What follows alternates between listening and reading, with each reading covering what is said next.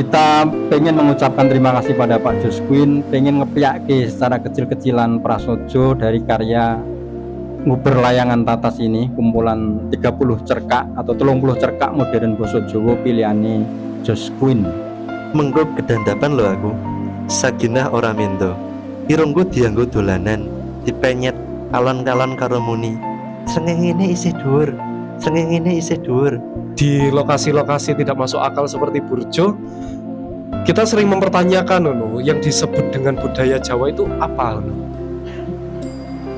Apakah Jawa itu adalah aksara? Apakah Jawa itu adalah kesenian? Sebab gamelan sendiri di relief Borobudur di abad ke-9 juga tidak sampai 6 buah jumlah alat gamelannya. Sementara yang kita kenal sekarang gamelan totalnya ada 16 ya. Belum termasuk alat-alat lain gitu. Jadi Jawa sendiri semacam apa? Ya nggak tahu. Yang penting kita ubrai seperti layangan tatas. Yang bisa nulis, yang bisa cerita tentang digital itu ya generasi yang kalau yang generasi yang sudah baby boomer itu, generasi baby boomer itu ya hal-hal yang seperti itu tidak akan jadi. Memang sangat diharapkan sastra Jawa ada tunas-tunas baru yang melanjutkan itu.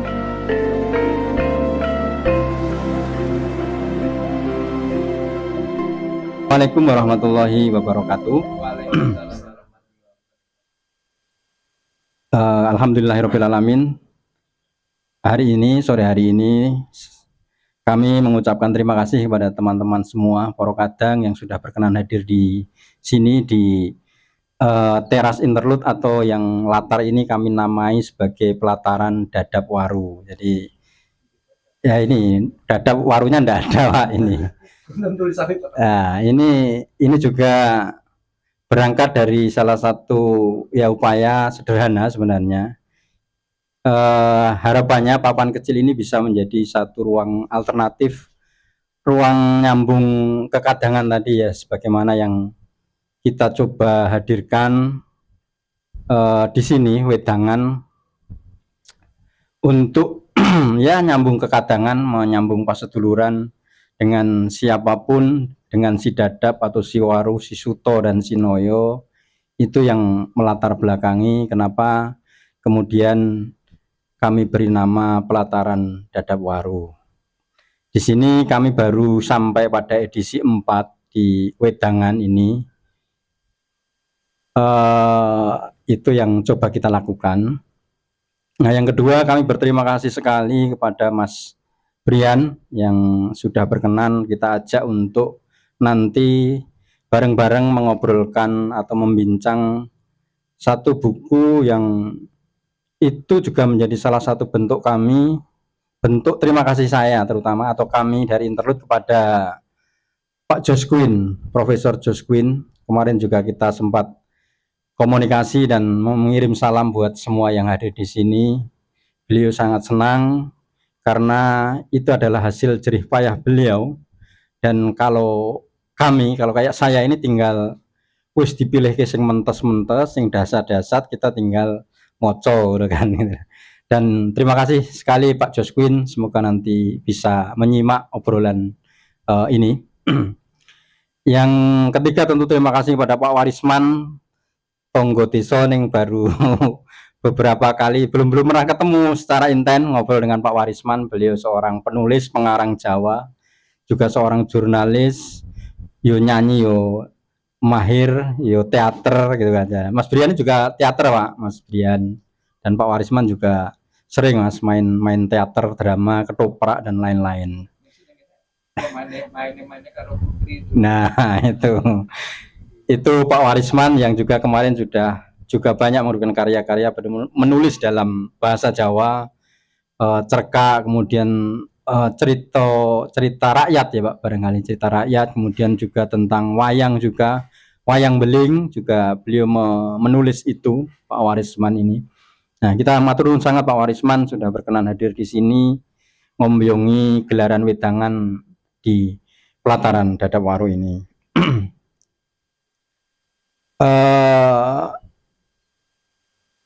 Di wedangan ini, teman-teman semua, Poro Kadang, sebenarnya adalah modus dari kami untuk belajar sebenarnya.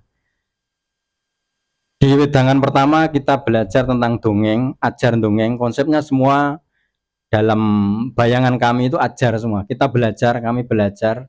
Yang pertama ajar dongeng, kemudian yang kedua itu kita dongeng itu bersama anak-anak TPA, anak-anak kecil di sini, di warga kampung Sumber Kulon sini.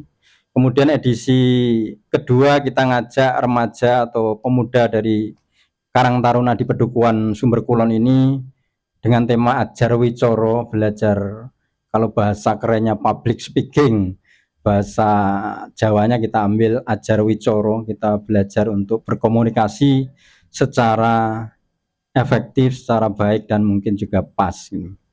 Nah, yang ketiga itu ajar upokoro.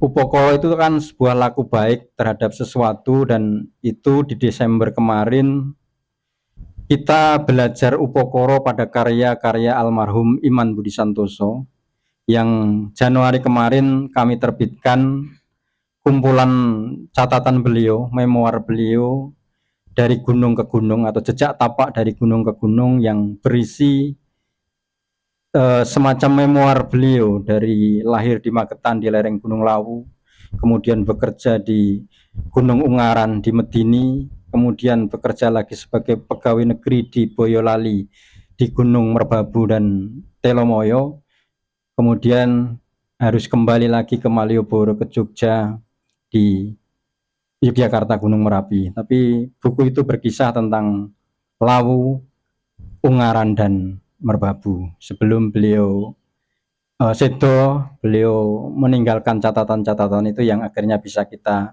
upokoro, dan di Desember itu kita coba obrolkan dengan beberapa teman, sekaligus haul kalau bahasa orang-orang NU misalkan.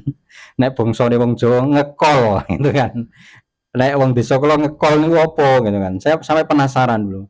Ngekol baik, ngekol. Nah, ternyata setelah dilacakkan dari bahasa haul itu kan. Jadi Jawa ngekol itu. Mesti mungkin ada di beberapa, di desa saya istilahnya ngekol. Orang ngebis. Tapi ngekol itu ternyata ya dari haul tadi. Itu yang terjadi di Desember. Nah, baru di bulan Maret ini, karena seperti tadi, kita pengen mengucapkan terima kasih pada Pak Josquin, pengen ngepiake secara kecil-kecilan prasojo dari karya Nguber Layangan Tatas ini, kumpulan 30 cerkak atau 30 cerkak modern Basa Jawa pilihane Josquin. Nah, hari ini kita coba untuk ajar permono, karena konon kabarnya hari ini kan gelap gitu kan. Ya, kita harus benar-benar permono, melihat sesuatu dengan awas. Nah, kita tidak ke arah sana, tapi kita mencoba untuk permono melihat barangkali catatan-catatan tentang cerkak atau cerpen atau cerita pendek bahasa Jawa yang kita coba lewat masuk dari pilihan Pak Josquin Nguber Layangan Tatas ini. Itu pengantar kami. Dan sebelum kita ngobrol, Mas Leo akan membacakan mungkin ya cerkak, salah satu cerkak yang ada di sini, atau petilan atau apa, monggo. Cerkak, silakan mau di situ atau ya ning kene ben rodok enek panggungnya gitu. Apa kesadaran ini. Nah, ini nanti iklan. Monggo Mas Leo, silakan aja Mas. Kita simak Mas Leo dari Banker. Nah, ini wedangannya di tempat ini kita kolaborasi atau collab gitu rasanya anak muda ini dengan teman-teman Banker Space gitu ya, yang Mas Brian, Mas Leo dan beberapa teman yang aktif di sana. Kita silakan, monggo Mas Leo.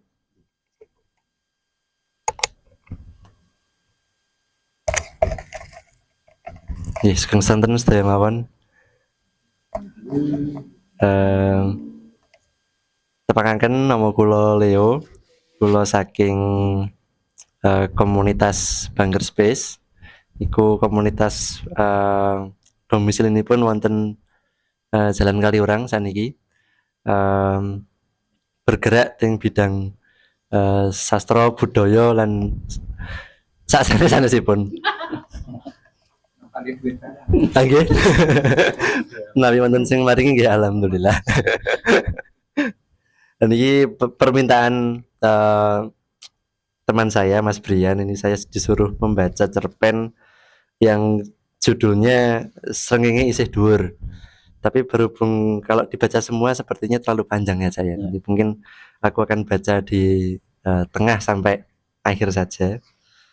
Srengenge Isih Dhuwur itu kalau di buku ini ditulis di halaman 27. Anggitanipun ngalimu Ano Salim. Mungkin saya akan baca dari halaman 31, kaca 30 setunggal.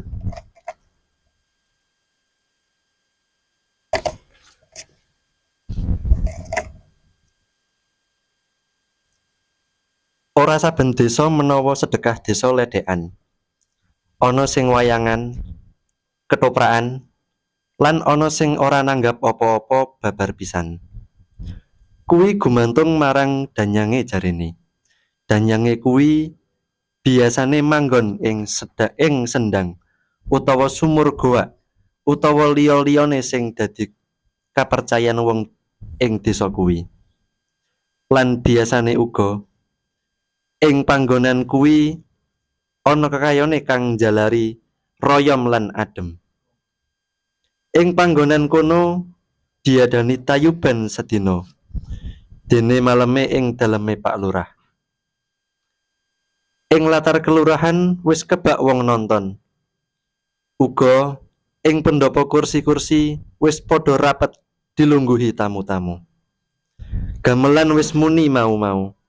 Dene aku lan kanca-kanca sarta Sardi kancaku kuwi adike Pak Lurah lungguh ing kursi dhuwur jejagongan karo tamu-tamu saka kecamatan lan para sarekat desa. Ing meja wis kebak rerampatan. Watara jam 10 tayuban kawiwitan. Pak Lurah minangka sing kagungan kersa entuk sampur kang pisanan. Gendinge pangkur lomba lan sing nglerehi para sarekat desa sinambi keplok bebarengan katon regeng gayeng. Pak Salim kok ngadeg lho, celatune Sardi. Apa? Ngadeg? Isin ah. Kenapa isin? Isin karo ledeke. Wong sore mau dak poyoki, kok saiki aku mulane aja poyok-poyok nek nemplok. Diamput. Kancaku dak biti baune. Pancen Saginah bengi kuwi katon beda karo mau sore. Embuh jalarane. Apa merga dodone kang kuning wewek iku lan separo kabuka? Apa merga sandangane utawa lampu-lampu petromak iki? Apa dasar mripatku mripat lanang? Apa dheweke pancen ngecakke sembagane? Kaya cerita-ceritane simbah mbiyen. Aku ora ngerti. Sing terang, acarane Pak Lurah wis rampung. Lan nalika Saginah bali lungguh ing sacedhake tukang kendang, mripate kober ngrogoh atiku kang wis dak simpen primpen ing jero jas ireng. Aku gemes kekelen dhewe. Piye Pak? Celatune Sardi karo nduduli bangkean. Piye Mas? Sambungane Budiman.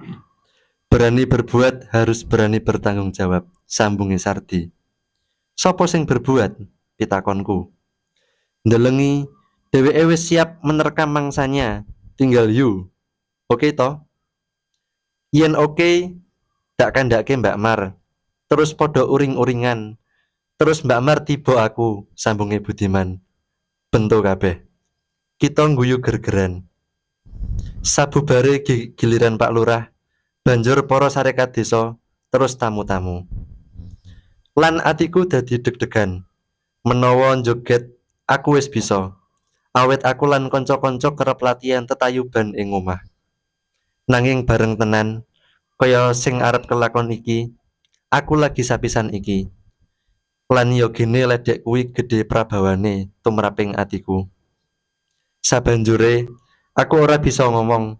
Keringetku deleweran bareng Pak kami tuwa nibake sampur ing aku lan kasusul Saginah lungguh ing pangkon karo takon. Ngersaken tembang napa, Mas? Aku durung nyauri. Kesaru angeting pupune Saginah ngeroyok sakabehing rasa mudaku. Lan kupingku nangkep swara alus ing tembang Asmarandana. Ing pungkasaning tembang iki, Saginah nanting tanganku kiwa lan takon meneh. Gending napa, Mas? Aku durung nyauri. Kesaru ramene kanca-kanca. Godril, godril, godril.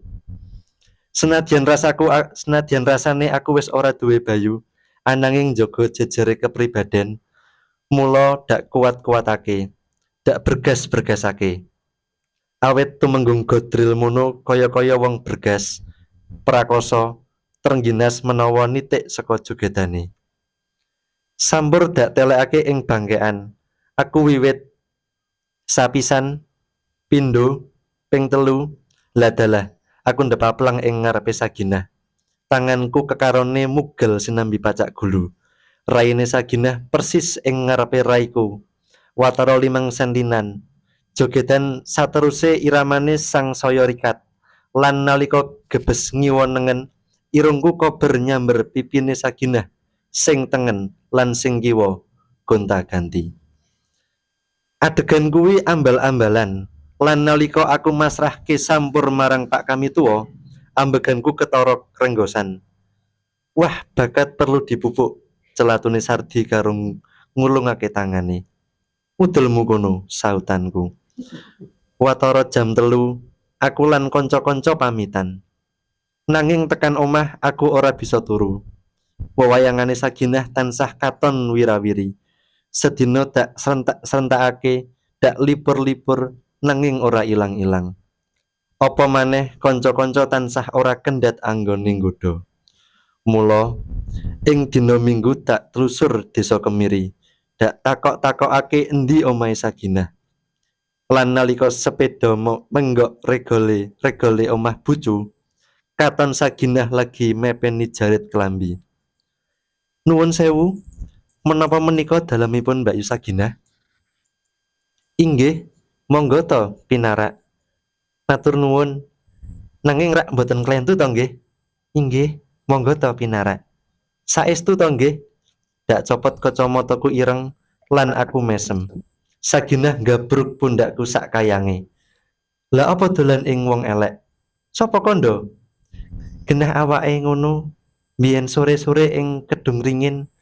Biyen rak biyen, ning saiki dak ciwel janggute aku mengsem. Samono uga Saginah. Aku ora mangsuli terus mlebu omah lan Saginah ngintil ing mburi. Lan ing dina kuwi sore-sore aku lagi bali. Wewayangane Saginah malah rame ngusapi mata ing endi aku ana. Banjur aku malah melu ngrejani dalan Kemiri. Pegawean prasasat dak enggo samben. Bobote awakku malah suda. Ngerti kahanan ngene iki, menawa wae bapak terus ngabari Mas ing Jakarta, wusanane aku diutus pindah wae ing Jakarta. Jam pira sepure, Mas? Seka cepu jam 10 bengi. Nanging budalku mengko jam 4. Awit mampir ing Pak Lik ing Saraga. Ah, kena apa? Saginah ora mangsuli. Mong rangkul rapat banget. Banjur padha gemulung ngiwonengen. Ranjam iki sing nepungake sepisanan aku lan Saginah. Lan uga ranjam iki kang ngrasakake acara pisahan. Piye? Wis marem to? Srengenge isih dhuwur kok, sedhela maneh to, Mas. Pipiku diambungi serikutan. Wis ah, mengko gedandapan lho aku. Saginah ora mendo. Irungku dianggo dolanan, dipenyet alon-alon karo muni. Srengenge isih dhuwur, srengenge isih dhuwur. Lan nalika irungku krasa dipenyet banter, tangane dak kipatake terus. Gregah aku tangi. Astaga, Saginah wis nyengenges ing kiwaku karo mengsem. Srengenge isih dhuwur, kena apa wis wungu? Pitakone Saginah. Wis suwe to, Dik. Aku genti takon karo ucek-ucek mata. Wis, mula sareh meneh to, dak tunggoni. Srengenge isih dhuwur kok. Matur nuwun. Iya, Cak. Sore-sore ing sasi poso cerpene cerkayun ngeten iki. Iya, ini juga konon yang salah satu cerkak yang oleh Pak Josquin beliau sangat membekas juga dengan cerkak apa srengenge ini isih dhuwur. Saya juga punya cerita ketika saya dulu pas punya teman juga di sebuah sanggar itu. Beliau pernah membaca kumpulan Jejeras yang apa itu, nah, kan ini juga ada di situ. Beliau ingat betul, beliau hanya pembaca umum maksudnya. Beliau masih teringat betul karya Pak Alimu ini yang ini kan saya baca beberapa kali juga masih karep iki piye. Tapi sangat menarik. Ini orang Bloro kan. Ini Pak Alimu ini orang Bloro yang di sana dengan ledek atau tayub yang sangat legenda juga gitu. Terima kasih Mas Leo, sekali lagi tepuk tangan buat Mas Leo dari Bunker Space yang ya nanti mungkin teman-teman yang belum membaca bisa membeli bukunya ini ya, ini untuk iklan yang ada di luar sana gitu. Nah, itu salah satu cerkak atau dari 30 cerkak yang ada di buku ini yang nanti bisa teman-teman siapapun monggo. Kalau kita melihat memang 30 cerkak yang dipilih oleh Pak Josquin ini juga sudah sangat menarik itu dari era pasca kemerdekaan. Ada penulis-penulis dengan nama-nama yang sudah sangat dikenal di jagat sastra Jawa, dari Pak Parto Broto, kemudian dari Ismani Asita, kemudian dari Pak Purwadi Atmodiharjo yang dari generasi 50-an penulis Jawa. Nah, selanjutnya kita masih punya waktu untuk ngobrol tentang nguber layangan tatas ini. Kita minta ke atas Pak Warisman juga, monggo Pak Warisman, nuwun sewu pinara nginggil kalih Mas Brian. Silakan Mas Brian. Kita ngobrol karena puasa ya wedangannya nanti. Kita buka bareng-bareng nanti insya Allah. Nah, kalau Pak Warisman mungkin sudah sangat lama juga malang melintang di jagat sastra Jawa, mungkin ya Pak Warisman nanti juga bisa berkisah andum cerita bagaimana proses menulis, kemudian juga kalau bahasanya Pak Parto Broto kan jatuh bangun di sastra Jawa. Ya, saya tuh juga baru membaca buku Jatuh Bangun bersama sastra Jawa. Pengalamannya Pak Parto ini kan ternyata apa yang dikisahkan oleh Pak Parto di sini kan hari ini juga masih terjadi ya Mbak. Nanti silakan beberapa teman juga karena Pak Parto pun juga awalnya tidak terlibat di sastra Jawa, dari sastra Indonesia, kemudian beliau masuk dan bahkan sampai tombok-tombok dan lain sebagainya gitu kan. Dan hari ini sastra Jawa modern khususnya memang masih harus ya jatuh bangun barangkali seperti lagu dangdut atau tidak itu kan. Kita jatuh bangun mengejar bagaimana sastra Jawa bisa menjadi bagian juga dari sastra yang ada di kita, terutama ya orang-orang yang bisa berbahasa Jawa gitu. Kita minta dulu pandangan dari yang nom ini, yang muda, Mas Brian. Setelah membaca ini kan Mas Brian juga kuliahnya kan sastra Jawa toh Mas. Saya itu kan kehutanan Mas. Jadi janjane ado Mas. Saya itu hanya keblondrok ngerti, tapi saya akhirnya menikmati, mensyukuri bagaimana belajar di sastra Jawa ini, bagaimana kemudian terlibat kecil-kecilan. Kalau bahasa kami melu geliak-geliak waton tumindak kalau dalam hasanah paribasan Jawa. Kita silakan Mas Brian, mungkin punya pandangan lain, tidak harus dari sini misalkan atau dari pengalaman Mas Brian belajar kuliah di FIB UGM, kemudian juga mungkin pengalaman mengajar bahasa Jawa, apakah kemudian sastra juga diberikan ataupun dicoba digandulkan di situ atau yang lainnya. Silakan Mas Diandra Febrian ya Mas. Tes. Oke. Iya betul Pak. Bulan lalu. Suaranya masuk ya?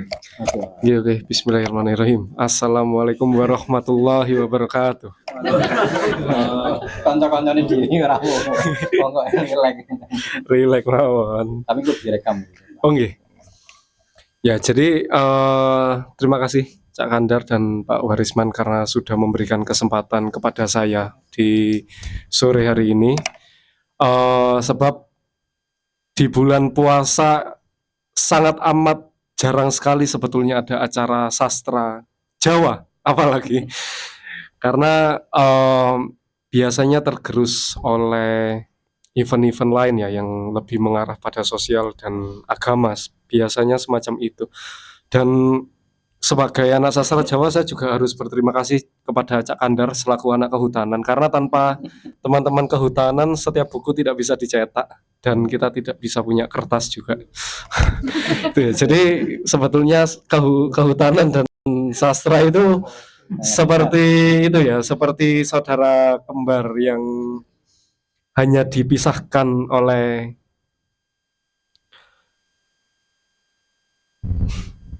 Oke, berikutnya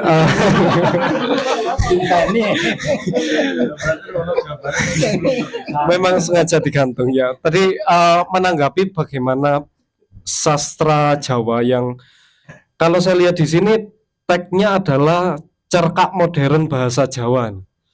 Nah, ini saya pada akhirnya menelaah kenapa kok menggunakan istilah cerkak modern. Apakah ada cerkak yang tidak modern? Nah, kalau semisalnya cerkak yang tidak modern itu dilihat dari tahunnya, sebetulnya di sini ada cerkak juga yang dicetak di tahun 70-an ya. Ada cerkak yang dicetak di tahun 70-an yang tadi dibacakan oleh Mas Leo itu diksi-diksi yang digunakan juga sebetulnya sulit. Mungkin untuk teman-teman yang sudah terbiasa membaca tulisan berbahasa Jawa, ya itu biasa saja. Tapi untuk beberapa teman saya yang mungkin tidak pernah membaca tulisan berbahasa Jawa sebelumnya, entah novel atau cerkak, ketika saya minta untuk membaca, hah, apa kuwi mapak ngono? Loh, mapak nggak ngerti no? Nggak, apa itu mapak ngono? Nah, mapak itu nyusul loh. Loh, nyusul kan metu. Loh, iya juga ya. Nah, mungkin ada pergeseran-pergeseran semacam itu yang di tahun segitu dan di hari ini agak berbeda no. Tapi itu menjadi sangat wajar karena di tahun 70 80-an masih belum ada tulisan-tulisan yang disepakati standarnya mungkin di dalam bahasa Jawa sendiri. Kalau boleh jujur juga di dalam perkuliahan selama sekitar 4 tahunan lebih sedikit, kami bersama beberapa teman di sini yang berasal dari sastra Jawa, sebetulnya di dalam kelas perkuliahan belum pernah sama sekali untuk diperlihatkan atau diminta untuk menganalisis yang namanya cerkak. Meskipun banyak dari kita itu suka menulis cerkak atau membaca cerkak, bahkan menganalisis untuk kebutuhan tulisan artikel di luar, entah masuknya di publish jurnal-jurnal Sinta 4, Sinta 3 yang penting masuk. Tapi di luar itu di dalam kelas perkuliahan sendiri sebetulnya belum pernah, Cak. Justru teks-teks yang jauh lebih lama. Entah itu menggunakan bahasa Jawa baru atau bahasa Jawa kuno. Tapi untuk bahasa Jawa modern, terutama cerkak sendiri agak-agak jarang. Kalau novel justru malah pernah waktu itu. Kemudian soal sekolah sekarang, bagaimana bahasa Jawa itu, bahasa Jawa sendiri di Jawa Timur biasanya dihapuskan di sekolah-sekolah negeri.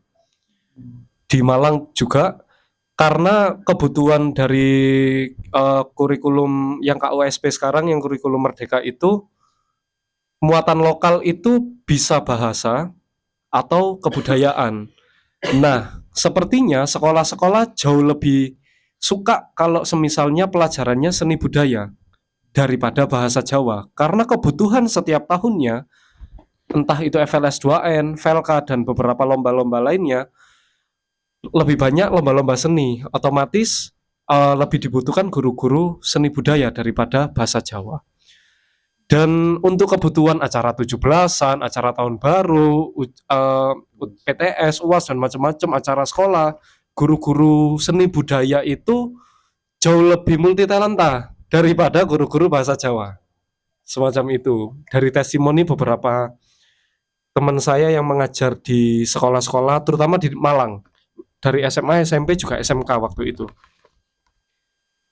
Ini saya mulai untuk membahas buku. Bismillah. Jadi Nguber Layangan Tatas, atau dalam bahasa Inggrisnya yang sudah dicetak oleh Pak George Quinn dengan judul She Wanted to be a Beauty Queen.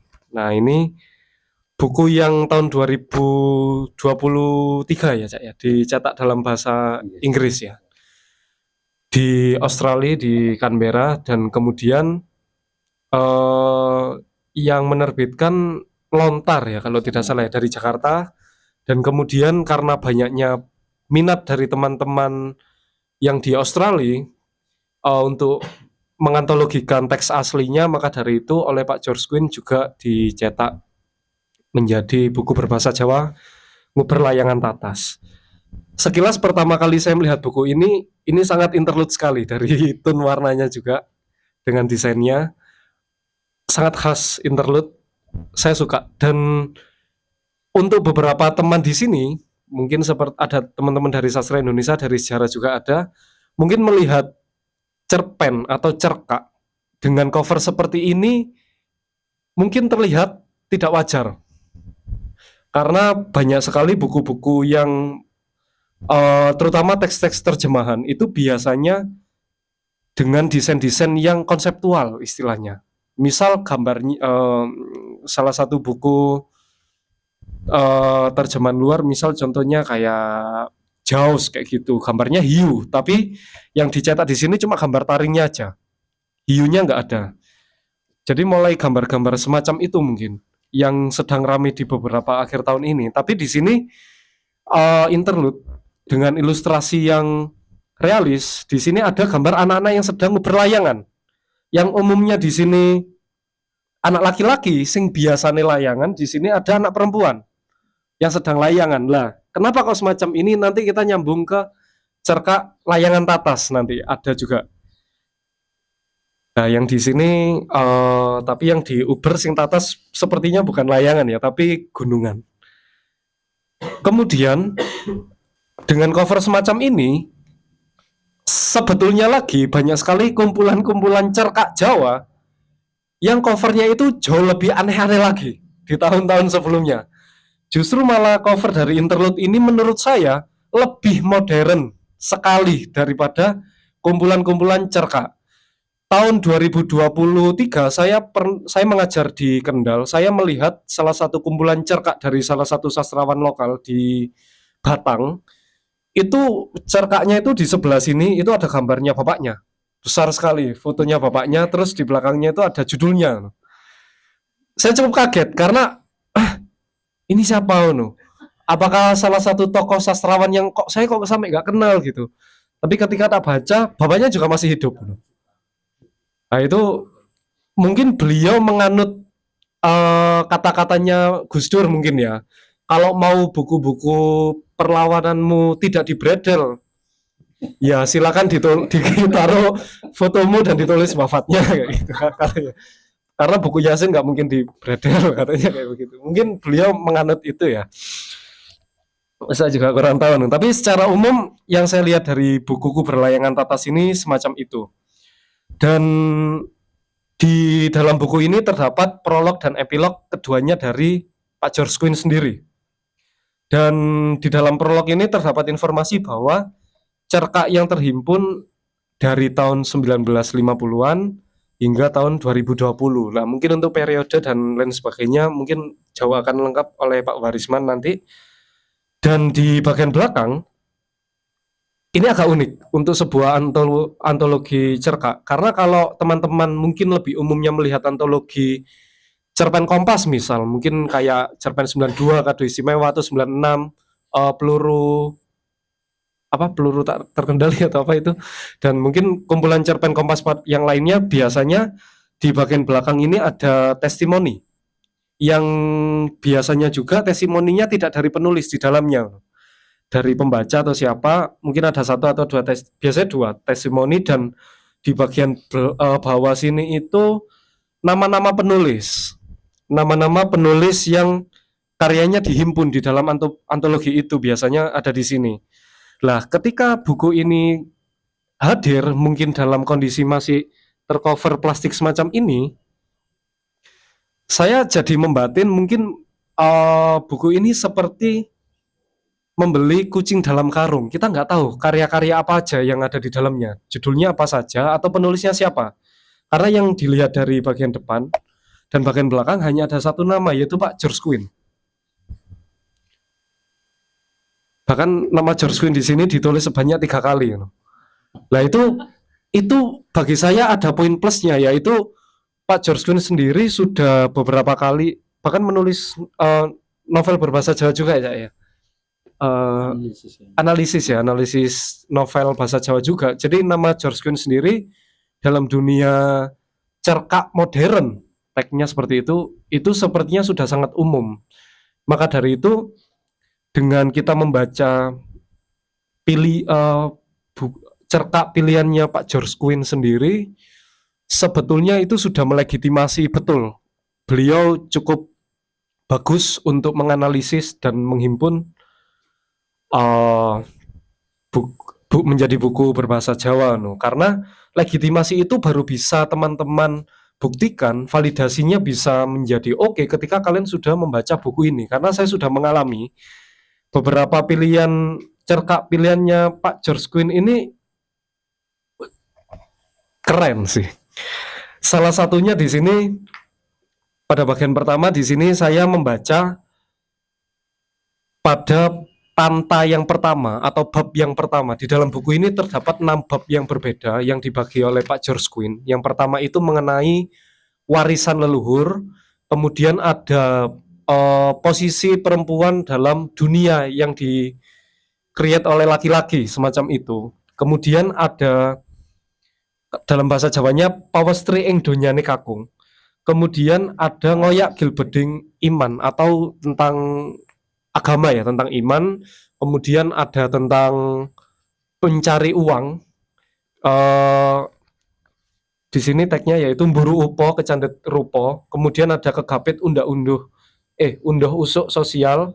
Dan yang terakhir projo Indonesia ing tengah bebrayan Jawa. Dalam 6 bab atau 6 pantah ini banyak sekali nama-nama yang sudah tidak asing, seperti Pak Iman Budi Sentosa, Pak Suparto Broto, Jayus PT, kemudian Daniel Tito, Purwadi Atmodiharjo, dan tadi Pak Ngalimu Anang Salim, terus ada Ardini Pangastuti, banyak sekali. Kemudian ada Pak Suwardi Andrasworo juga. Dan pada bab yang pertama, Pak Suwardi. Kemudian pada bagian yang pertama soal abote nyonggo warisan leluhur, di sini ada, ketika kita membaca, ada Sumur Gumulung. Sumur Gumulung, sebuah desa yang di dalamnya ada sumur disakralkan, kemudian rusak karena datangnya orang asing, orang dari kota yang sengaja datang untuk embel-embel investasi membangun desa yang pada akhirnya menggerogoti tatanan masyarakat di sana, juga pada akhirnya rusak dengan kehadiran beliau. Lah, membaca cerkak yang pertama ini saya jadi teringat karya lama, karya klasik dari naskah Yunani lawas, yaitu penulis Homerus tentang Fall of Troy atau runtuhnya kota kerajaan Troya. Soal bagaimana kerajaan Troya tidak mau tunduk pada Yunani sampai pada akhirnya istrinya dibawa dan macam-macam sebagainya. Kemudian Yunani berusaha untuk menaklukkan Troya dan beberapa kali gempuran tidak bisa. Bahkan Asiles, salah satu tentara terbaik one by one-nya Sparta di tahun itu, gugur karena dipanah tepat di mata kakinya. Nah, Troya sendiri yang paling terkenal di cerita itu, tentara Yunani memberikan Troya sebuah monumen kuda yang dikenal sebagai Horse of Troy atau kuda Troya, yang ketika sudah masuk di dalam tengah alun-alun di sepertiga malam, ternyata di dalam patung kuda itu sudah ada puluhan tentara Sparta yang membuka kunci-kunci gerbang kota dari dalam, dan kemudian Troya dihancurkan di posisi tidak siap perang. Nah, maka dari itu di tahun 2025 ini diksi kuda Troya lebih tepat untuk tipu muslihat, bagaimana menggerogoti dari dalam gitu. Nah, itu sama banget dengan cerita Sumur Gumulung ini. Lebih lengkapnya mungkin nanti akan dibacakan oleh Mas Leo sebagai penutup soal Sumur Gumulung ini. Jadi bagaimana membawa seorang musuh ke dalam sebuah tempat yang harusnya disakralkan, semacam itu kemungkinan ya. Ya, kemudian soal tadi yang dibacakan Mas Leo juga soal srengenge isi dhuwur. Srengenge isi dhuwur, Mas. Srengenge isi dhuwur. Astagfirullahalazim. Adegannya kan tadi kawan-kawan sudah tahu sendiri bahwa sedang melakukan adegan. Kalau dalam Jawa Timur itu diksinya adalah hohihe. Nah itu ya, perempuan seperti ular ya, suka melilit dan tidak ingin melepaskan seorang laki-laki. Mengajak hohihe dan ketika laki-lakinya, ya wah aku ingin ke Jakarta naik kereta dari Cepu, sik mas, srengenge isi dhuwur, sik tau. Bahkan kata-kata srengenge isi dhuwur itu direpetisi berkali-kali. Seperti dalam surat Ar-Rahman, kita tahu bahwa Bismillahirrahmanirrahim, fabi ayyi ala rabbikuma tukadziban. Yang diulang dalam Al-Qur'an sebanyak 31 kali. Nikmat mana lagi yang kamu dustakan? Ya, ini ayat ini seringkali dibawa juga oleh teman-teman yang ketika ada sebuah kenikmatan duniawi direpetisi berkali-kali tapi kita tetap lupa gitu. Dan untuk srengenge isi dhuwur sendiri, seperti kata saya tadi, ada diksi-diksi yang cukup lawas ya, seperti jenteyengan apa tadi yang tadi dibacakan Mas Leo. Itu diksi-diksi yang sudah agak lama sekali tidak kita dengar, atau bahkan banyak yang belum mendengar sama sekali gitu. Kemudian masih dalam pawestri ing dunyane kakung. Di sini sama seperti judul pada buku ini, Nguber Layangan Tatas. Nanging di sini Layangan Tatas karya Margaret Widi Pratiwi.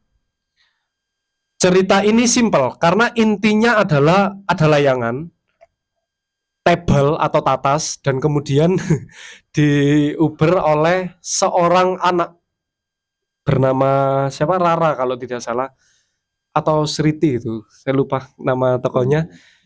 Perempuan, satu-satunya perempuan yang suka main layangan, suka sekali di catcalling ya istilahnya ya, atau diece oleh teman-teman laki-laki yang lain.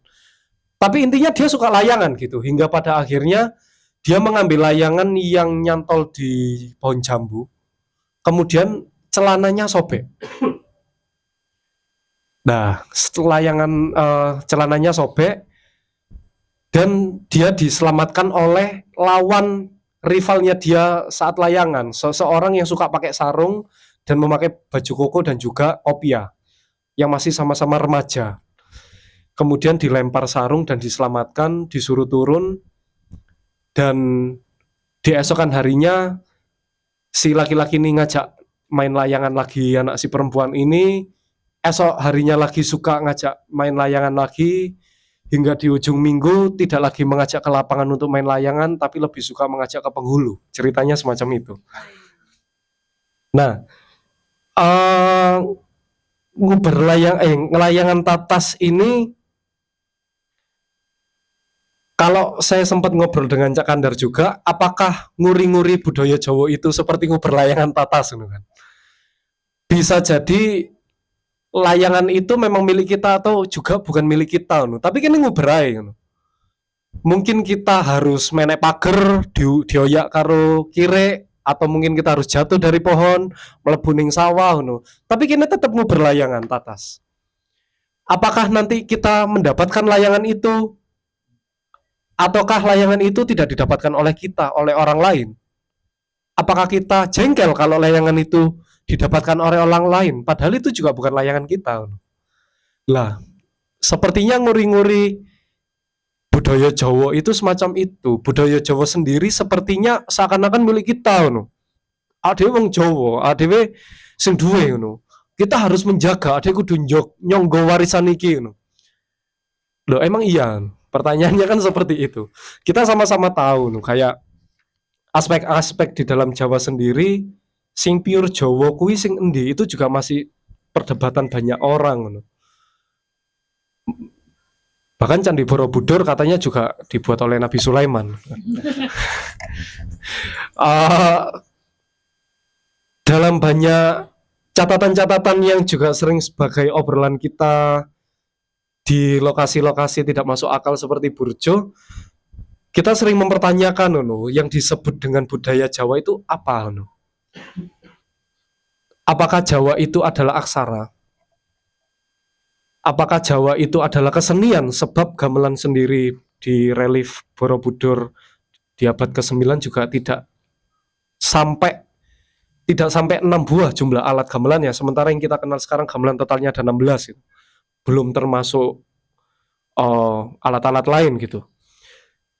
Jadi Jawa sendiri semacam apa? Ya nggak tahu. Yang penting kita uberai, seperti layangan tatas yang setiap sore kita uber. Kemudian dalam satu karya yang menarik di sini adalah karya berjudul Pusaka Warisan dari Pak Iman Budi Sentosa. Inti dari cerita ini adalah seorang anak yang hidupnya sangat modern, mungkin seperti kita yang Gen Z seperti ini ya, atau anak-anak millennials gitu, yang tidak setiap hari terkena yang setiap hari masih terkena siraman-siraman mitos, tapi kita berada di ambang, kita percaya dengan cerita-cerita ini atau kita tidak percaya itu, karena kita sudah makhluk modern yang sudah lekat dengan teknologi gitu. Tapi yang menarik dari cerita ini adalah di dalam cerita Pak Iman terdapat 2 pusaka yang diwariskan oleh seorang simbah kepada cucunya. Yang pertama adalah keris. Keris, sebuah alat Jawa, senjata yang sangat sakral, berkelok-kelok, hanya ada di Jawa saja. Berada di Jawa saja dan menjadi salah satu oleh UNESCO juga sebagai alat dari Indonesia seperti itu. Yang satu keris, yang satu sendiri, yang satunya adalah akan diberikan kepada cucu ini ketika besok dia sudah sunat. Nah, ketika dia sudah sunat, dia diberikan sebuah buku primbon yang nantinya boleh dibuka ketika sudah menikah. Wah, ceritanya sangat itu sekali ya. Kuat banget. Nilai-nilai Jawanya juga berbahasa Jawa, diksi yang dipilih juga menarik dari Pak Iman.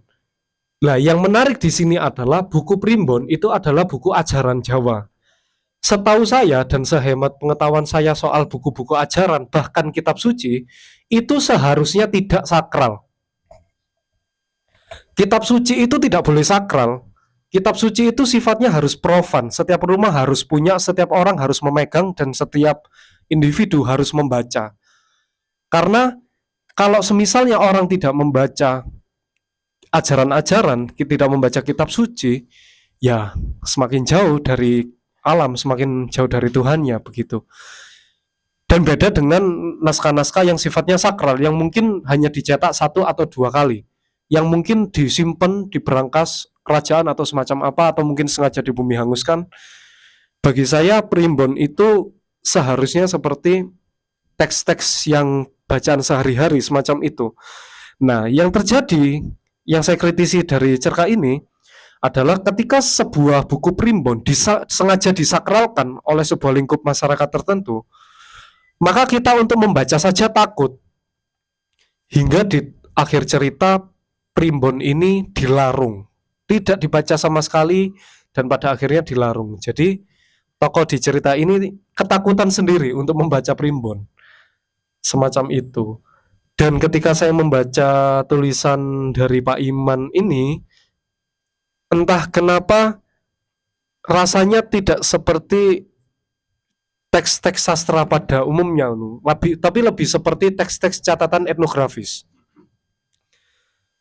Nah, karena catatan naratifnya kuat di sini, maka dari itu saya agak-agak iseng beberapa hari yang lalu untuk menganalisis dengan teori yang saya gunakan ketika skripsi kemarin dari struktur naratif Vladimir Prop. Dari 31 fungsi, saya mencatat ada sekitar 15 struktur naratif yang tercatat dalam satu cerkak karya Pak Iman. Biasanya teori-teori dari Vladimir Prop ini digunakan untuk menganalisis cerita-cerita yang sifatnya sastra lisan, yang versinya lebih dari satu buah. Ada 3 versi, 4 versi, atau mungkin beberapa korpus pokok ya, mungkin sastra-sastra kanon semacam itu biasanya menggunakan ini karena cukup lengkap sekali, mulai dari yang disimbolkan alfa itu ketiadaan atau absentation hingga yang terakhir gitu. Jadi Vladimir Prop selalu mengkategorikan setiap plot itu menjadi satu simbol, alfa, beta, gamma, sampai menggunakan huruf E, R, sampai W semacam itu untuk menganalisis sebuah cerita. Apakah ada yang rumpang dari satu versi ke versi yang lainnya? Semacam itu. Nah, di dalam cerita dari Pak Iman ini, karena plotnya itu sangat lebar dan banyak sekali kronologis waktu yang di-skip oleh beliau, pada akhirnya ceritanya jadi agak lengkap. Mulai dari anak kecil hingga dewasa, hingga orang tuanya meninggal dan macam-macam. Dan memenuhi sekitar 31 struktur naratif di sini. Nah, di sini masih ada beberapa catatan lagi soal cerkak-cerkak yang lain, tapi mengingat waktunya sudah lewat dari jam 7:05, akhiru kata dari saya soal Nguber Layangan Tatas ini, buku ini aneh. Aneh itu adalah gabungan dari bagus tapi unik.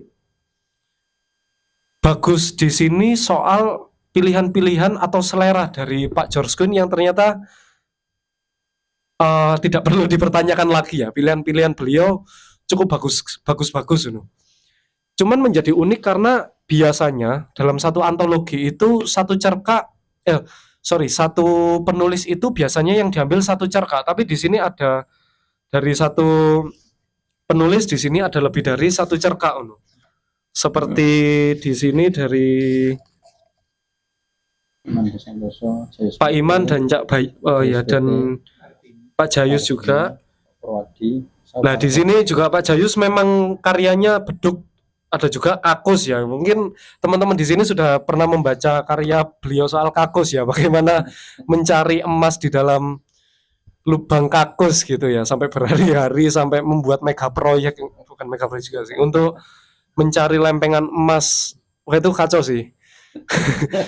Itu di banyak potongan-potongan pembahasan biasanya tetap dibahas itu, Cak, bagaimana mencari secuil emas di tengah septic tank gitu. Naimin kalau bahasanya Pak Jayus, naimin. Nah itu naimin kacau. Nah itu kacau sih. Itu salah satu cerkak sih gak masuk akal yang pernah saya baca juga di tahun 2018. Saya masih mau baca. Terus waktu itu saya main ke interlude masih di sebelah situ juga, membaca kakus di tahun 2018 membuat trauma. Memulihkannya cukup lama, Cak. Mungkin seperti itu saja beberapa catatan saya soal buku dari Pak George Quinn soal Nguber Layangan Tatas. Mungkin nanti bisa sharing-sharing juga kepada teman-teman, entah nanti dari acaranya atau dari bukunya barangkali sudah membaca, atau dari penyampaian saya atau setelah ini Pak Warisman. Monggo saya kembalikan. Wassalamualaikum warahmatullahi wabarakatuh. Waalaikumsalam warahmatullahi wabarakatuh. Ya, kita kasih aplaus buat Mas Brian dengan catatan-catatan beliau, beberapa cerkak yang ada di buku ini. Ya, setiap pembaca pasti akan menemukan impresinya, menemukan catatan-catatan yang ada. Nanti silahkan apakah di Srengenge isih dhuwur atau kemudian Kakus atau kemudian Nyiliwung Purwatmati atau yang diamputnya Pak Partobroto yang di Sendalilang di masjid. Nah, sepatu yang itu juga sangat sangat menarik, termasuk perkututnya Pak Partobroto juga saya juga sangat wah ini dahsyat ini gitu. Saya yang dulu sinis terhadap sastra Jawa karena saya berangkat dari pembaca sastra Indonesia ya. Ketika membaca Kakus yo nggak trauma saya Mas, saya mencari gitu. Iki cerkak kok iso nulis kayak gini gitu kan. Apa Pak Jais bisa menulis cerkak dengan sangat bagi kami, bagi saya waktu itu sangat sangat menarik gitu. Sangat teatrikal, sangat surrealis tapi juga sangat realis bagaimana yaitu itu kan sebenarnya potret masyarakat kita. Urung enek barangnya wis persentasenya ngene gitu kan gitu. Ya, hari ini sebenarnya juga terjadi. Itu Pak Jais memotret bagaimana perilaku korup kita kan sudah sangat sampai dasar gitu kan. Jadi sampai bakul sate ini, sampai polisi nih, sampai yang lain. Nah, kita akan masuk ke pembacaan atau pandangan dari Pak Warisman yang juga sebagai penulis yang juga banyak membaca tentunya dari kita lebih banyak dan mengalami sendiri bagaimana loro lopone menulis sastra Jawa misalkan kalau jatuh bangun mungkin sudah berkali-kali mungkin Pak Warisman, tapi bagaimana kemudian beliau juga masih tetap tegar di jalan sastra Jawa. Dan monggo Pak Warisman, kita minta catatan dan pandangan-pandanganipun. Matur nuwun. Bismillahirrahmanirrahim. Assalamualaikum warahmatullahi wabarakatuh. Waalaikumsalam. Alhamdulillahirabbil alamin. Enggak kayak Ustaz. Ya, tentu saja kita lebih dulu kita bersyukur ya bahwa kita sore ini bisa berkumpul di sini. Sebentar lagi kita buka bersama-sama, yang pasti hidangannya spesial dari Cak Kandar. Tadi apa? Ar-Rahman apa? Yang berkali-kali ayatnya jadi nikmat Tuhanmu yang manakah yang didustakan. Sebetulnya kalau tentang buku ini sudah lengkap ya Mas Brian. Okay. Saya cuma mau nanya, apakah ada cerkak dalam bahasa Sunda? Ada tidak cerkak bahasa Sunda? Ada enggak? Yang Sunda bisa jawab alam. Kalau Sunda adanya carpon kan ya? Salto. Pernah di acaranya di UGM ketika itu parade senja Pancasila, Aubade Pancasila, paduan suara Gelora Bana Patria dan paduan suara yang banyak sekali. Pembawa acaranya mengatakan ini ada geguritan bahasa Jawa. Ada geguritan bahasa Jawa. Pembawa acaranya seperti itu. Kemudian saya mendekati pembawa acaranya. Ada geguritan bahasa Sunda? Saya nanya gitu. Sama dengan sekarang saya nanya, ada cerkak yang berbahasa Sunda? Kan nggak ada. Jadi kalau cerkak ya nggak usah pakai bahasa Jawa.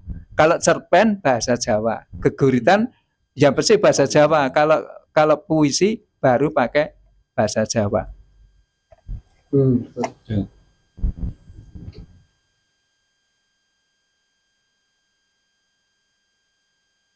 Kalau menurut saya memang cerkak ini memang pas kalau dibaca pas bulan Ramadan karena ini isinya hikmah-hikmah gitu loh. Hikmah-hikmah direnungkan semuanya. Oh iya ya. Kebetulan tadi malam sandal saya itu kan dipakai orang. Saya pulang tidak pakai sandal. Kemudian tapi tidak seperti Pak Suparto Broto ini. Walaupun sebetulnya cerita yang diceritakan oleh Pak Suparto Broto ini juga sebelumnya sudah ada cerita yang semacam ini. Maksudnya inti ceritanya tidak jadi kecelakaan itu. Tapi memang kan jalan hidup manusia kan sebetulnya kan sama kan. Dari zaman Ramayana sampai ke zaman sekarang sebetulnya kan sama. Cuma mungkin kan beda-beda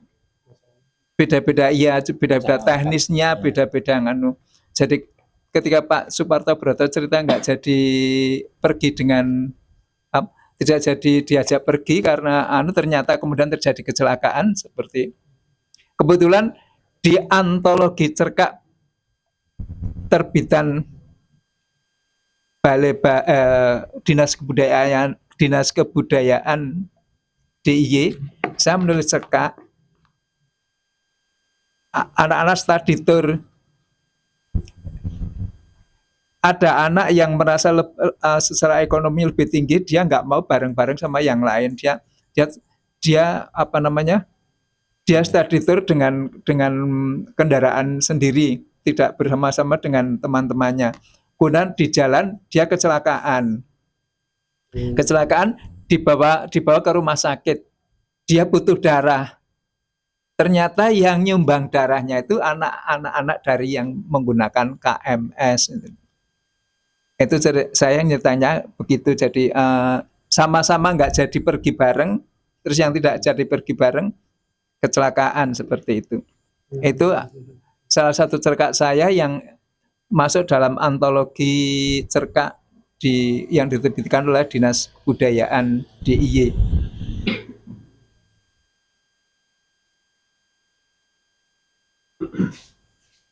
Tapi kalau cerita buku ini sudah diceritakan semua ya sama Mas Brian. Terus cerita apa lagi?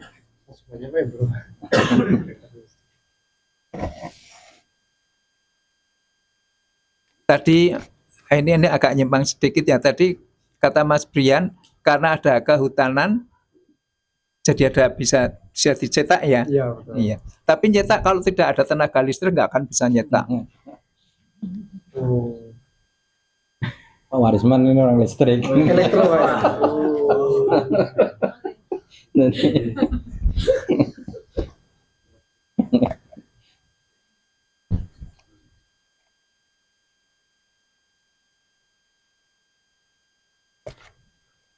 Iya cerkak, tapi ternyata ya saya menulis cerita wayang dengan gaya cerkak itu juga menurut saya bukan cerkak modern dan bukan cerkak kuno ya. Saya nulis di Mekarsari Rubrik Pedalangan itu cerita wayang seperti cerkak gitu loh. Seperti tahu-tahu Palgunadi marah-marah sama istrinya, cemburu karena istrinya dituduh suka sama Arjuna, padahal yang suka kan Arjuna. Itu saya menyampaikannya dalam bentuk cerpen itu dengan teori cerpen juga seperti itu.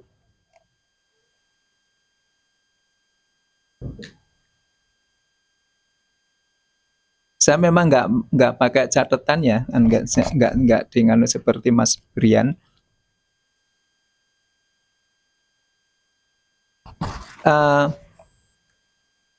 Saya memang lebih suka kalau menulis cerkak itu yang di bagian belakangnya itu yang baca terkecoh. Ini di sini sebetulnya seperti tulisannya Mbak Ardini, sebetulnya saya sudah awalnya memang sudah iki ojo-ojo bragal bogi ojo-ojo mengapusi seperti itu. Cuma kan yang tidak terduga akhir cerita seperti itu. Dan ini sebetulnya juga membawa pesan ya. Membawa pesan. Terus ini tadi yang hutan yang ada proyek itu juga bagi pembaca yang awam dengan dunia politik jadi tahu seperti apa sih Mbak. Kelihatannya uang saya, sebetulnya uang itu uangnya Pemda ya, uangnya Pemda, tapi karena saya yang membagikan jadi konstituen itu dikiranya uang saya seperti itu. Atau mungkin tanya jawab saja ya. Oh, oke. Atau mungkin ini Pak Warisman mengikuti hari ini mungkin perkembangan Pak Warisman beberapa tahun terakhir mungkin juga terlibat atau mengikuti kumpulan-kumpulan cerkak yang diadakan oleh Kundo Kabudayaan Daerah Istimewa Yogyakarta ataupun kemudian di Dinas Kebudayaan Sleman. Nah, dengan melihat seperti ini, misalkan pilihan Pak Josquin, kemudian lahirnya cerkak-cerkak baru oleh penulis-penulis generasi Gen Z misalkan, apakah kita benar-benar ngoyak nguber layangan itu semakin samar atau jauh, atau ada harapan sendiri terhadap karya-karya dari yang lahir hari ini di tahun ini sampai tahun 2020. Dari tahun 2000 ke sini pun tidak banyak kan sebenarnya. Banyak yang cerkak-cerkak yang lahir yang dihimpun oleh Pak Jos ini di tahun 50, 60, 80, 90-an seperti itu. Nah, barangkali Pak Warisman punya catatan terkait dengan kelahiran cerkak-cerkak oleh penulis-penulis yang mungkin juga di luar Fakultas Sastra misalkan, yang banyak terhimpun di karena di Dinas Kebudayaan setiap tahun sepertinya juga menghimpun itu mungkin, atau Pak Warisman punya catatan di Mekarsari misalkan, di Joko Lodang, atau kemudian di Panyebar Semangat dan yang lainnya, atau Pak Warisman punya catatan terkait dengan cerkak-cerkak yang hadir. Kalau saya melihatnya yang di Joyoboyo dan Panyebar Semangat itu, yang cerita anak-anak muda juga kayak anak muda ya. Kemudian saya juga juga nulis cerita remaja, roman remaja di Joyoboyo. Nah, tapi memang ya kalau dirasakan berbeda. Saya menembaknya itu tetap yang cerita itu tetap orang yang sudah tua itu loh. Tapi walaupun ceritanya cerita anak muda. Jadi mungkin kalau cerita remaja memang bagusnya ya anak-anak muda yang masih yang menulis anak-anak muda. Ya, kita bagaimana membangkitkan anak-anak muda supaya tertarik dengan sastra Jawa. Sama dengan cerita anak-anak itu akan lebih hidup kalau yang nulis anak-anak itu loh. Menurut saya seperti itu, karena dia mengalami itu loh, dan not zaman kelakoni ya. Anak-anak sekarang kan akan beda dengan anak-anak yang di sini ini. Kita ketika masih kecil dulu kan mainnya yang banyak temannya. Sekarang anak-anak sekarang kan anak-anak yang bermain sendiri bisa bermain. Ya, kita kasih aplaus Bapak Warisman.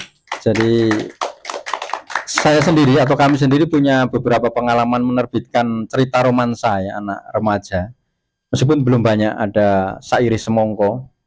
Meskipun dikritik kalau Jawa sebenarnya bukan Sairis Semongko, tapi Semongko Sairis, gitu kan. Kalau dalam khasanah bahasa Jawa itu anunya orang Sairis Semongko, neng Semongko Sairis, gitu kan. Itu kan Jawa kan, Indonesia kan Sairis Semangka, gitu kan. Sairis. Tapi di situ ya memang itu penulisnya juga dari sastra Jawa, namanya Mbak siapa lupa, Makfiroh. Dia cerita-cerita romansa. Nah, terakhir saya juga sedang menggarap cerita romansa yang ditulis oleh teman dari UNS, dari Wafi, namanya Naufal Wafi. Itu juga bercerita tentang romansa itu. Ya memang ketika kita ngobrol akhirnya ya kita hanya bisa gampangannya ngobrol yo ojo mandek sampai segini gitu loh. Ketika dulu saya termasuk pengagum karyanya Pak Jayus misalkan. Ketika Pak Jayus sebelum menulis cerkak ini, ada cerkak beliau yang realis di tahun 80 yang dimuat di Jejeras itu. Saya membaca dengan judulnya yang Aboting Sesanggan. Itu kan peristiwa yang sangat realis di desa biasanya. Bicaranya arep mantu direwangi, akhirnya orang tuanya harus nggangsir, harus mergo aboting sesanggan dadi wong tua. Itu cerkak yang realis awal mula Pak Jayus, kemudian bergerak di surrealisme juga gitu kan. Nah, delok awalnya koyo ngono ternyata akhirnya koyo ngono gitu kan. Nah, saya berharap teman-teman muda yang menulis itu juga jangan berhenti pada romansa Panglipur Wuyung yang memang di tahun 60-70 dengan eranya Pak Ani Asmoro, kemudian banyak hal itu memang secara material memang, tetapi di sini Pak Parto Broto itu juga sangat gampangannya ya ketem-ketem ya aja ngono kuwi tok to, gitu kan. Aja sing ngono kuwi tok sing ditulis ki aja ngono kuwi tok. Tapi bagaimana kemudian akhirnya Pak Parto Broto kalau kita membaca Perkuto dan lain-lain itu juga sangat menarik. Kremil, kemudian cerkak-cerkak beliau yang realis dan ya sangat kuat. Nah, barangkali teman-teman yang hadir saya pikir juga perlu, yang mungkin sudah membaca atau kalau yang belum membaca, Mas Kukuh ini selamat datang. Teman Mas Kukuh. Kita juga mengucapkan terima kasih pada Mas Galih dan Mas Fuad ini dari Luma, dari teman-teman yang membidani kelahiran Teras Interlude yang yang dokumentasi diskusi dari buku-buku internet itu dari Mas Fuad sama Mas Galih ini. Mas Galih ini punya grup yang sebenarnya teman-teman harus mungkin sudah tahu. Dulu namanya Kopi Basi, sekarang Mukhtar. Beliau vokalisnya. Nah, nanti kalau mau nyanyi juga boleh. Enggak, ayo silakan. Mungkin Mas Kukuh udah mungkin kemarin punya bukunya Layangan Tetas, tapi nggak tahu. Silakan Pak Anu juga mungkin atau Mbak atau Mas Leo atau siapa Mas Imam. Monggo. Oke, Mas Kukuh. Satu lagi nanti silakan. Belum Mas Imam. Oh, nggak. Monggo. Saya nyanyi.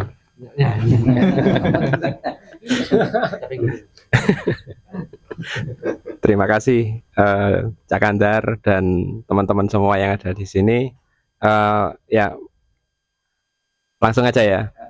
Saya sudah beli bukunya, tapi belum baca. Baru baca satu, yang Kakus itu. Terus itu pun di bukunya yang satunya dikasih Cak Kandar itu, yang apa? Manuk Mabur itu. Tapi dua-duanya ada di rumah kan bukunya, dan ya rencana tahun ini mau saya habiskan lah, saya baca gitu. Nah sebenarnya di luar ini saya sangat senang ya. Saya mengenal Cak Kandar gitu ya. Akhirnya saya tahu oh tempat apa ya, tempat produsen apa cerpen, buku-buku cerpen Jawa ini, cerkak Jawa ini. Oh ternyata aku tahu orangnya gitu. Terus di sini penerbitnya gitu. Itu bagi saya suatu kesenangan sendiri, karena saya punya memori di masa lalu itu punya mbah yang langganan Joyoboyo dan Panjebar Semangat gitu ya. Dan di situ banyak sekali, kalau di Joyoboyo itu Taman Putro kan namanya. Jadi ada apa cerita untuk apa namanya roman Sacuwil itu untuk orang dewasa, Taman Putro itu anak-anak. Jadi saya sering ikut baca gitu ya. Nah terkait untuk perkembangan cerkak di era sekarang ya saya sangat senang ketika muncul apa Josquin yang bisa memberikan pelopor bahwa cerkak ini mahal harganya gitu ya di internasional gitu. Nah ini sebenarnya angin segar bagi apa ya cerpenis atau penulis cerkak di Indonesia, khususnya di Jawa itu untuk apa ya bergiat untuk memproduksi lagi dengan lebih banyak ini variasinya.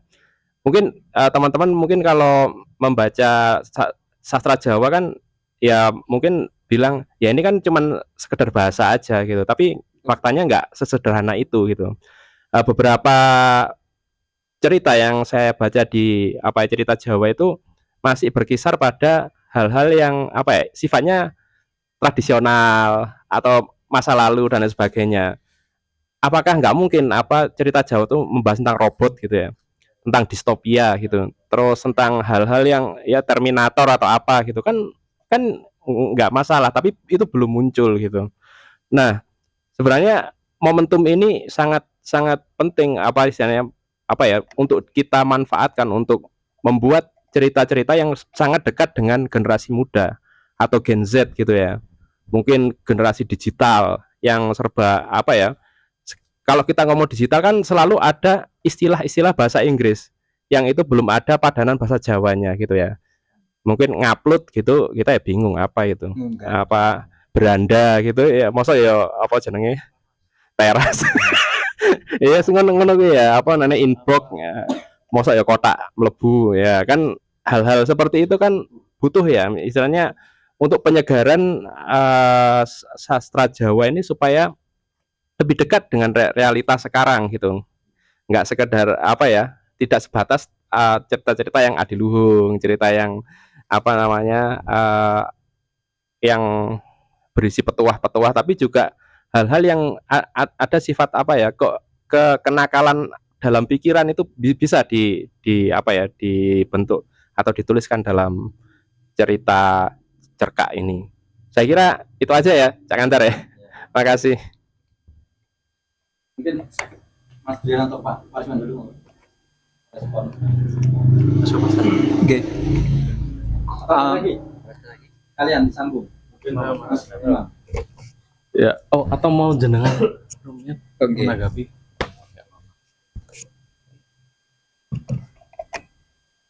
Apa namanya nulis fiksi itu kan sebetulnya penulis fiksi itu sebetulnya kan juga jurnalis. Jadi apa namanya, nulis fiksi pun perlu ada riset. Riset itu tidak mesti harus ke lapangan, ya bisa ke apa namanya, ke perpustakaan.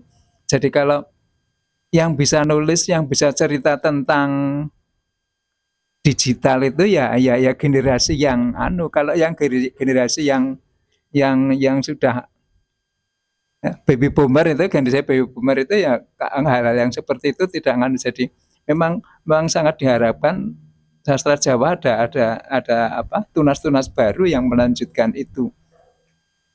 Jadi kalau misalnya tidak menguasai, makanya saya kalau menulis cerita cekak itu kebanyakan kan orang guru, cerpenis, tokoh-tokohnya seperti itu.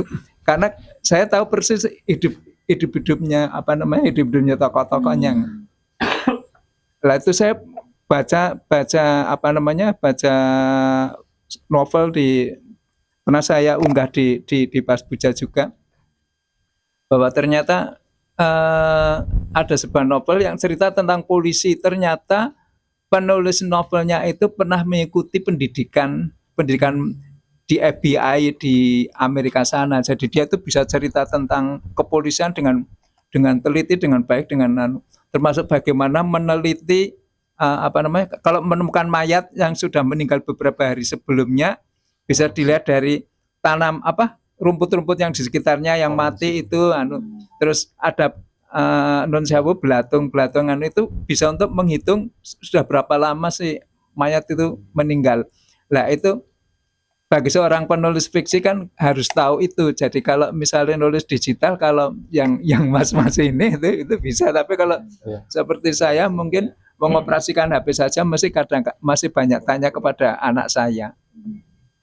Monggo Mas dengan Mas Brian punya catatan terhadap Iya boleh. Mas Kuko, keresahan Mas Kuko sama seperti keresahan saya, Cak, sebetulnya.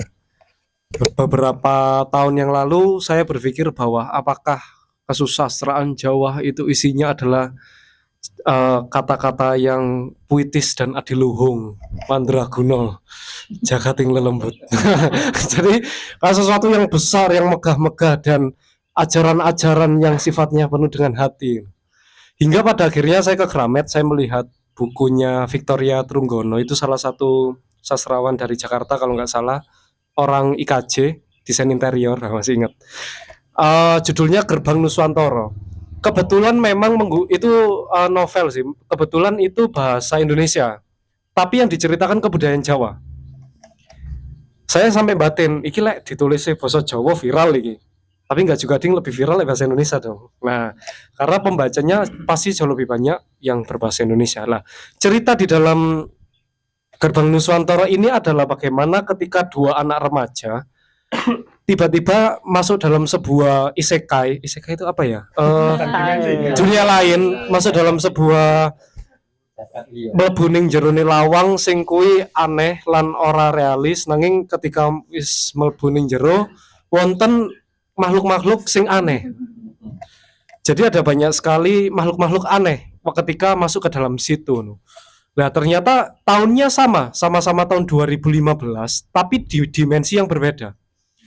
Lah, penggambaran di dalam novel itu seperti ketika kita nonton film Marvel itu ketika settingnya Black Panther di Wakanda. Bagaimana ketika sebuah daerah yang jauh dari kata modern terkena sebuah batu dari luar angkasa yang pada akhirnya menjadi sumber daya yang membuat peradaban menjadi sangat berbeda dengan waktu yang sangat singkat tanpa meninggalkan kebudayaannya. Nah, semacam itu. Di dalam di dalam novel Gerbang Nuswantara ini diceritakan Arjuna iku mumbul numpak UFO. Karena ada salah satu lukisan cukup terkenal karya siapa sih itu, ada Arjuna yang membawa panah dan di bawahnya itu ada lingkaran warna putih. Nah, di dalam novel itu diceritakan bahwa itu ya UFO memang. Yang kalian sebut UFO itu sebenarnya kendaraan seperti sepeda motor kalau di kehidupan di sini. Nah, semacam itu. Nah, terus keris juga semacam itu. Banyak orang yang saling meminjam keris satu sama lain. loh kenapa kok pinjem? Ya kan keris kan fungsinya untuk flash disk, jadi kayak dimasukin ke dalam kitab. Jadi penggambarannya tuh ini ada kitab dibuka, dimasukin keris, ditutup, saya ditunggu 10 menit tuh loh. Nah kalau 10 menit, iya penyimpanan kapasitas kerismu kan sudah lama soalnya. Kalau kamu mau ya di-upgrade-nya ke pandai besi loh. Jadi saya kapasitasnya jadi 64 giga kayak gitu-gitu. Di situ dijelaskan lah. Itu tuh oh ya. Mungkin secara simbolik, keris yang kita lihat dengan yang saya pahami waktu itu dengan ketika saya membaca buku itu beda. UFO yang saya pahami dengan UFO-nya Arjuna juga beda. Dan banyak sekali di sana atribut kebudayaan kayak ternyata reliefnya candi itu ketika tangan kita begini, jadi kan kita membaca relief candi ya. Tapi ketika kita malas membaca, prasasti waktu itu, ketika kita malas membaca prasasti, bentuknya kan cekung. Tangan kita tinggal gini aja, tiba-tiba ada speakernya bersuara. Jadi kayak, nah itu banyak cerita-cerita menarik dari aspek-aspek folklore di dalam buku itu yang pada akhirnya membuat pandangan saya kepada sastra Jawa itu jadi nyelentang jauh. Apakah bisa membuat sebuah geguritan tapi mengangkat kripto? Nah, misal seperti itu. Nah, dan hal-hal lain sebagainya. Jawabannya apakah bisa? Apakah ada belum? Nah, betul kata Mas Koko juga tadi soal angin segar, cerpenis atau cekak kers apa ya? Penulis cerkak tuh pengarang cerkak kita. Soal di sini ada banyak potensi yang sebetulnya bisa kita lakukan.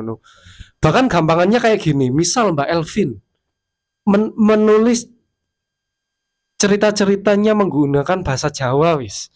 Tidak usah setebal ini wis, mungkin sekitar sakmene ya Vin, sekitar 10 karya aja Vin.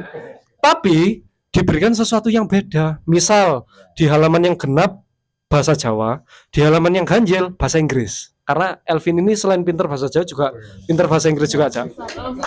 Nah, itu keren banget loh, jarang loh itu. Nah, itu misal di halaman yang genap bahasa Jawa, di halaman ganjil bahasa Inggris. Jadi aja satu buku di sini kan, cetakan interlude gitu ya. Terus sama Elvin dibawain ke teman-temannya Elvin yang ISMA, yang LPDP ke luar negeri kan. Ke Perancis, ke teman-temannya yang sekarang lagi di Praha kayak Mas Leo kemarin kayak gitu. Wah, itu kayak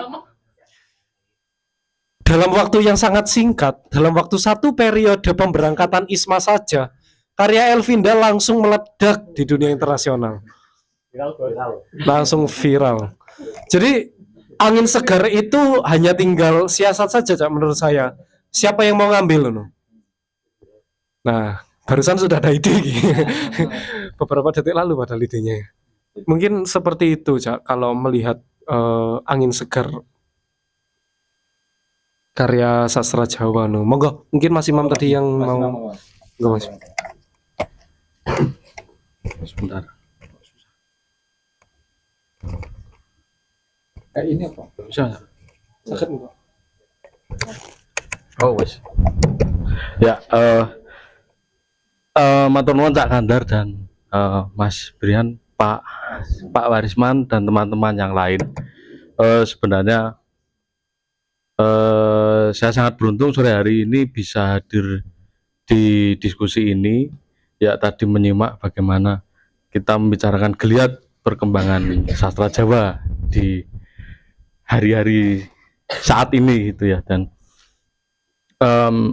saya ingin juga merefleksi diri ini tadi yang dikatakan Mas Brian itu ada benarnya, ini satu otokritik dan satu tamparan keras juga bagi institusi pendidikan yang kebetulan saya terlibat di dalamnya, dan saya juga seorang pengajar dari prodi sastra Jawa. Itu memang semenjak dari zaman saya Mas itu belum pernah diajarkan untuk menganalisis cerkak sebenarnya. Ya, itu satu hal yang menjadi satu gap ya, yang selama ini kita masih terlalu meromantisasi karya-karya sastra yang lebih klasik, yang lebih istana sentrik seperti itu dan lain sebagainya. Dan ini sebenarnya PR juga bagi para pengajar untuk angon mongso gitu ya, untuk lebih melihat perkembangan zaman itu, untuk apa namanya mau belajar lagi tentang apa namanya, atau membaca karya sastra Jawa ya. Meskipun di sini saya juga mau mengakui bahwa sebenarnya karena saya dari linguistik gitu, jadi agak jarang itu untuk menyentuh apa karya-karya sastra itu ya. Tapi ada satu hal yang menarik di sini adalah yang saya lihat bagaimana perkembangan bahasa Jawa itu sendiri diungkapkan itu di mana namanya karya-karya sastra ya. Nah, saya membayangkan juga tadi nyambung juga dengan Pak Pak Warisman gitu, dan Mas Kukuh juga itu bagaimana saya membayangkan nanti kedepannya tentu juga bahasa Jawa itu juga pasti akan berkembang sesuai zamannya itu. Kalau kita mau secara objektif itu, kalau kita bicara tentang kata serapan itu di kamus-kamus sebenarnya juga sudah banyak ya, sepur, kantor, ya dan lain sebagainya. Saya teringat tulisannya Mas Paksi ya. Mas Paksi itu entah di Twitter atau di essay mana ya, tapi bilangnya pokoknya gini, mungkin nggak ya kita itu beradaptasi dengan zaman, dalam hal ini mungkin perkembangan teknologi, sehingga kata-kata yang muncul itu juga baru juga. Misalkan yang sudah dilakukan oleh KBBI gitu ya.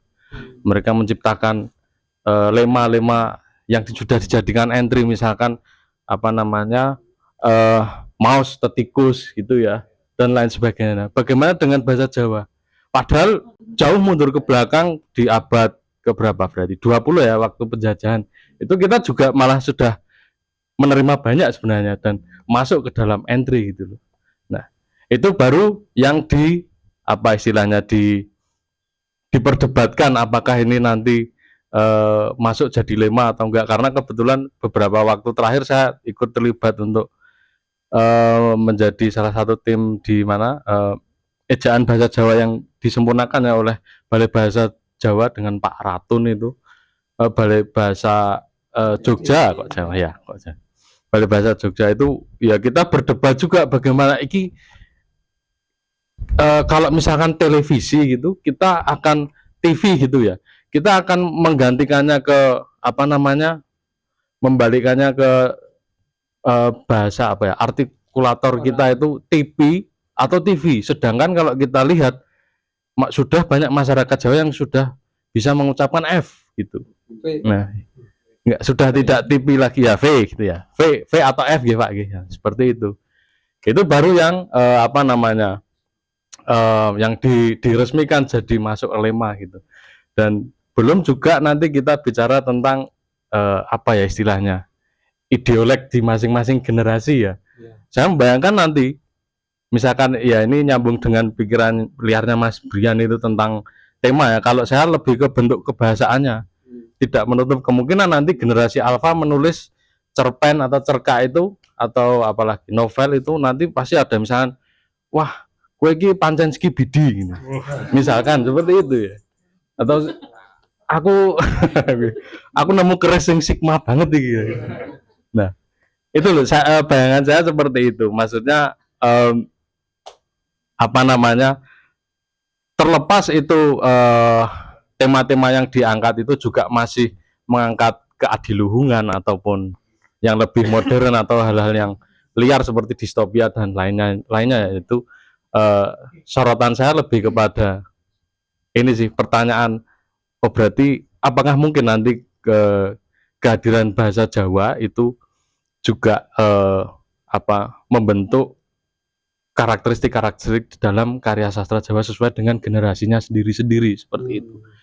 Termasuk juga dari generasi boomer, kemudian milenial, Z, alpha, ngisore alpha, beta, Charlie dan lain sebagainya. Seperti itu. Nah, ini barangkali juga menjadi tantangan bagi Cak Kandar juga nanti untuk menangkap pangsa pasar ke depannya gitu. Ataupun para penulis di masa depan seperti itu. Mekaten kemawon dari saya gitu. Iya sih.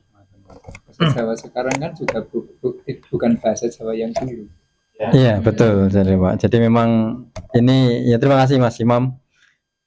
Ya, tantangan menarik dari ide-ide Mas Brian, kemudian ya kayak Pak Warisman, saya mungkin generasi yang mungkin memang bahasa Jawanya ya masih menikmati dengan tulisan-tulisan dari Pak Parto, misalkan Pak Pak Purwadi pun mungkin juga masih jarang, Pak Purwadi Mudiarjo yang di tahun 50 60-an, mungkin generasi dua itu karena ya tadi pembacaan kemudian dialek yang masuk kepada kami, kepada saya misalkan. Nah, itu sebenarnya menarik ketika nanti ada respon dari teman-teman ya eksperimen-eksperimen sastra Jawa yang dulu juga Jawa Sastra melakukan beberapa eksperimen. Saya pikir ya lagi-lagi masalah ya lagi-lagi masalah apa konsistensi kemudian ketabahan bagaimana kemudian terlibat di dalam sastra Jawa yang mungkin sebagian penulis Jawa yang beberapa itu ya sudah gampangnya ya itu sudah bagian dari dedikasi dan lainnya. Tapi ya di hari ini Mas Brian dan sebagainya silahkan. Dan tadi idenya tentang bagaimana eksperimen dengan bahasa Jawa, bahasa Inggris atau bahasa yang lainnya itu saya pikir juga bisa gitu loh. Bagaimana kemudian posisi bahasa pun sebenarnya kan juga bisa sama kan. Ya. Itu yang bisa kita respon. Ada tambahan Pak Warisman? Seperti apa? Saat ini kita ngomongin sastra Jawa tapi pakai bahasa Indonesia. Di RRI pernah saya dengan Mbak Ardini ada pendengar yang wong iki acara budaya Jawa kok le omong nganggo bahasa Indonesia. Terus saya jawab, kalau kami pakai bahasa Jawa, nanti yang bukan orang Jawa tidak tahu.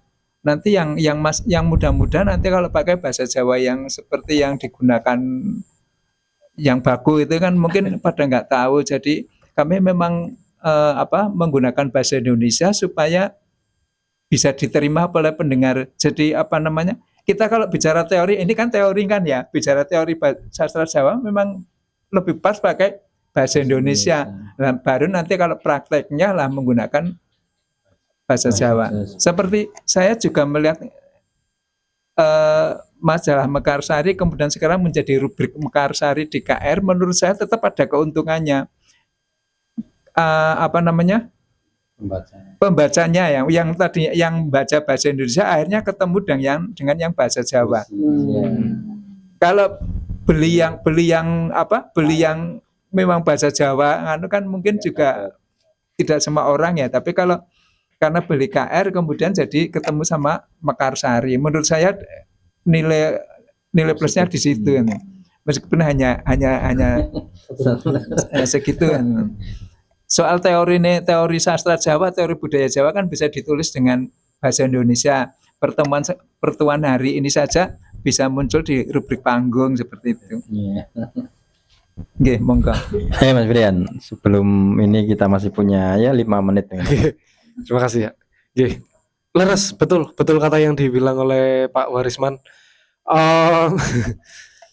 Dan Mas Imam tadi juga ada tantangan-tantangan yang cukup besar nih soal kesusastraan Jawa, khususnya cerkak dan cerkak modern.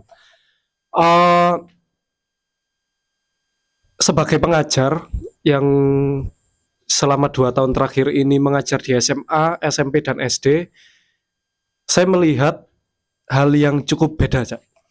Dari kehidupan saya sebelumnya, ketika saya setiap hari ketemu dengan teman-teman yang modelannya seperti ini, tiba-tiba saya ketemu dengan teman-teman yang orang Jawa tapi dari kecil tidak pernah berbahasa Jawa. Anak-anak kelahiran tahun 2009, tahun 2012 kayak gitu. Dari kecil Leo nah kayak gitu. Sudah jarang sekali untuk kalau di umur saya, Cak, saya kelahiran 2000 ya, itu saya masih pernah oleh mbah saya waktu saya mau tidur itu disetelke video wayang, karena dulu kalau nggak salah Semalam Suntuk ya ada di TVRI kalau nggak salah ya, sampai pagi itu. Itu saya bayangkan, saya tuh dari kecil tidur tapi mendengarkan gendingan wayang. Terus saya bertemu dengan anak yang ketika dari kecil, murid saya sendiri tidak pernah tahu Ramayana itu apa, Pak? Yang ku tahu, nah itu Ramayana itu apa? Loh, kamu nggak tahu Ramayana? Enggak. Ya wis loh. Terus ketika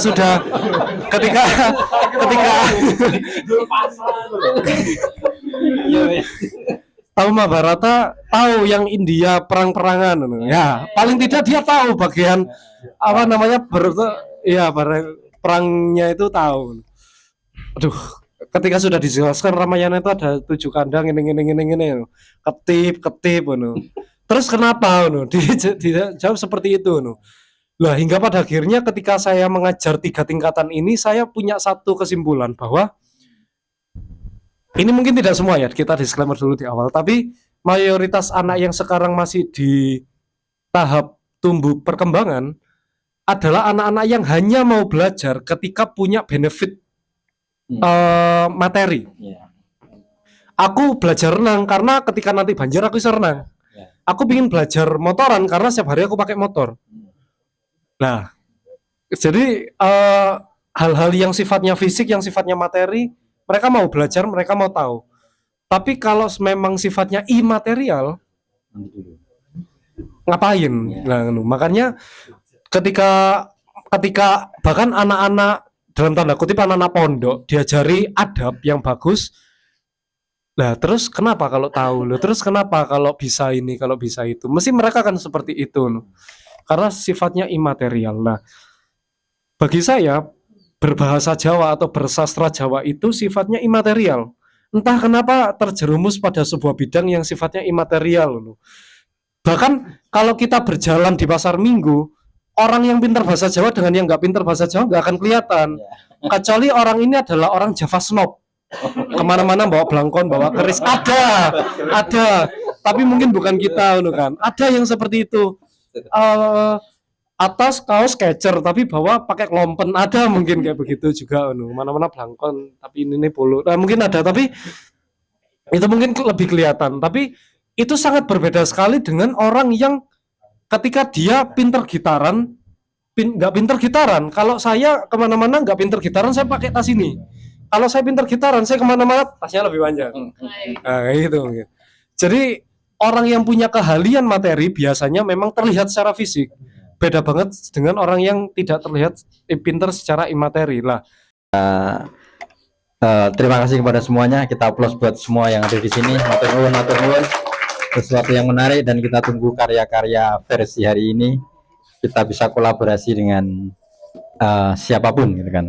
Matur nuwun sekali lagi Pak Warisman, Mas Brian, dan semua yang sudah berkenan hadir. Semoga kita bisa meneruskan kekadangan ini. Sekian. Assalamualaikum warahmatullahi wabarakatuh. Waalaikumsalam.